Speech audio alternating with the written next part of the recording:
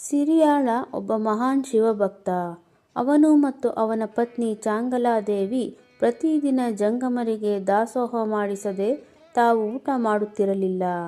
ಅವರ ಭಕ್ತಿಗೆ ಮಾರು ಹೋದ ಶಿವನು ಅವರ ನಿಷ್ಠೆಯನ್ನು ಜಗತ್ತಿಗೆ ಸಾರಲು ಒಂದು ಕಠಿಣ ಪರೀಕ್ಷೆ ಹೂಡುತ್ತಾನೆ. ಒಂದು ದಿನ ಶಿವ ಒಬ್ಬ ವೃದ್ಧ ಜಂಗಮನ ರೂಪದಲ್ಲಿ ಸಿರಿಯಾಳನ ಮನೆಗೆ ಬರುತ್ತಾನೆ.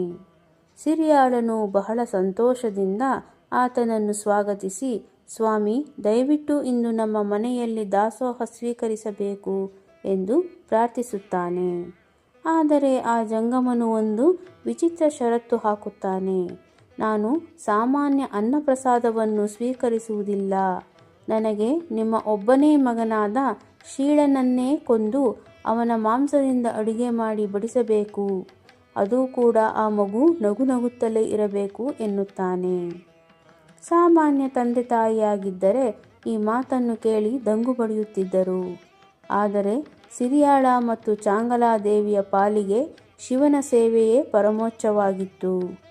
ಬಂದ ಅತಿಥಿ ದೇವರ ಸಮಾನ, ಅವರು ಕೇಳಿದ್ದನ್ನು ನೀಡುವುದು ನಮ್ಮ ಧರ್ಮ ಎಂದು ನಿರ್ಧರಿಸುತ್ತಾರೆ. ಅವರು ತಮ್ಮ ಮಗ ಶೀಳನನ್ನು ಕರೆಯುತ್ತಾರೆ. ತಂದೆ ತಾಯಿ ಮಗನಿಗೆ ಪರಿಸ್ಥಿತಿಯನ್ನು ವಿವರಿಸಿದಾಗ ಆ ಪುಟ್ಟ ಬಾಲಕನೂ ಕೂಡ, ಶಿವನ ಸೇವೆಗೆ ನನ್ನ ದೇಹ ಅರ್ಪಿತವಾಗುವುದಾದರೆ ಅದಕ್ಕಿಂತ ದೊಡ್ಡ ಪುಣ್ಯವಿಲ್ಲ ಎಂದು ನಗುತ್ತಲೇ ಒಪ್ಪಿಕೊಳ್ಳುತ್ತಾನೆ. ಮಗುವನ್ನು ಕೊಂದು ಅಡುಗೆ ಸಿದ್ಧಪಡಿಸಲಾಗುತ್ತದೆ. ಅಡುಗೆ ಮುಗಿದ ನಂತರ ಜಂಗಮನು ಮತ್ತೊಂದು ಪರೀಕ್ಷೆ ಇಡುತ್ತಾನೆ. ನಾನು ಒಬ್ಬನೇ ಊಟ ಮಾಡುವುದಿಲ್ಲ, ನಿನ್ನ ಮಗನನ್ನು ಕರೆದುಕೊಂಡು ಬಾ, ನಾವಿಬ್ಬರು ಜೊತೆಯಾಗಿ ಊಟ ಮಾಡಬೇಕು ಎನ್ನುತ್ತಾನೆ.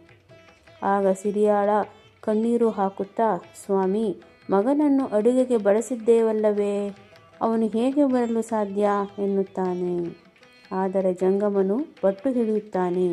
ಇಲ್ಲ, ನೀನು ಹೊರಗೆ ಹೋಗಿ ಅವನ ಹೆಸರನ್ನು ಹಿಡಿದು ಕೂಗು, ಆಗ ಅವನು ಬರುತ್ತಾನೆ ಎನ್ನುತ್ತಾನೆ. ಮನಸ್ಸಿನಲ್ಲಿ ಶಿವನನ್ನು ಧ್ಯಾನಿಸುತ್ತಾ ಸಿರಿಯಾಳ ಮತ್ತು ಚಾಂಗಲಾದೇವಿ ಬಾಗಿಲಿಗೆ ಬಂದು, ಶೀಳ, ಬಾ ಮಗನೇ, ಪ್ರಸಾದಕ್ಕೆ ಸಮಯವಾಗಿದೆ ಎಂದು ಕರೆಯುತ್ತಾರೆ. ಯಾವ ಪವಾಡ ನಡೆಯಬೇಕಿತ್ತೋ ಅದು ನಡೆಯುತ್ತದೆ. ಸಾಕ್ಷಾತ್ ಕೈಲಾಸದಿಂದ ಮಗು ಶೀಳನು ನಗುತ್ತಾ ಓಡಿ ಬರುತ್ತಾನೆ.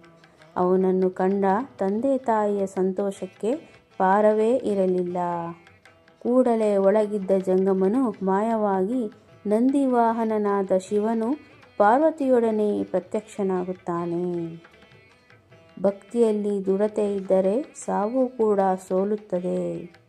ಜೀವನದಲ್ಲಿ ಅತ್ಯಂತ ಪ್ರಿಯವಾದುದನ್ನು ಭಗವಂತನಿಗೆ ಅರ್ಪಿಸುವ ಗುಣ ಇರಬೇಕು. ಶರಣು ಎಂದರೆ ಸಂಪೂರ್ಣ ಶರಣಾಗತಿ. ಸಿರಿಯಾಳ ದಂಪತಿಗಳು ತಮ್ಮ ಇಡೀ ಜೀವನವನ್ನೇ ಶಿವನಿಗೆ ಅರ್ಪಿಸಿದ್ದರು.